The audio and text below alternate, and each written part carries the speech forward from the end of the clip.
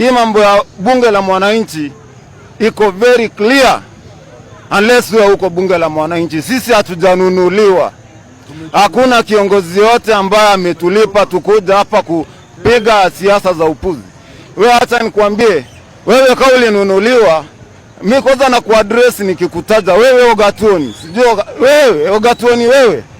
Tukusikiza mambo zako za propaganda na mambo yako na Zahir. Mnakuja hapa mnaleta mambo yenu. Bana tunashindwa analeta kelele mingi. Anakuja kuongelea maneno ya Liba Alichaji. Sasa nyinyi Ogatuoni wewe? Wewe Ogatuoni wewe. Yo puzi usilete content. So wewe ujue hii bunge ndio ulitoka na mali huko kuwa na heshima. Na unajua wewe tu Maragwe hata alikubali. Overall. Kitu ya pili, Zahir si atukuchuki. Intumnaba kusi kuna konga na Hogoseru. It's everywhere. But sasa ile yako that hiyo una overdo. Hadi sisi tunaona kama jamii ya Abagusi unatudharau in a way. Hogoseru iko kila mahali. Lakini sasa yako Zahir, it's too much. Kindly check on that. Na make sure Zahir ufanye kazi. 2027 lazima tutafungua file.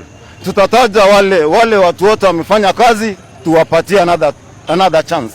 Na kwanza hii ni kitu ninaambia Wakenya wenzangu na vijana wenzangu. Wale MP wote hawakukuwa kwenye finance bill. Hiyo MP wote kwanza tuwatume nyumbani. Hao ni mabombo glad. Hao wanatuchezea akili. So hao MPs wote wenye hawakukuwa kwa nini ya finance bill nyumbani. Kindly, I'm Calvin Kamanda. I'm an activist from Kisii Central, Nyaribari Chache. Thank you. Zahiri wewe mambo ya handa acha kutudharau mtumna Abagusi. Hii handa bana Goseru like bribery. Zahiri sisi tunataka job. Vijana tunahangaika huku hivi.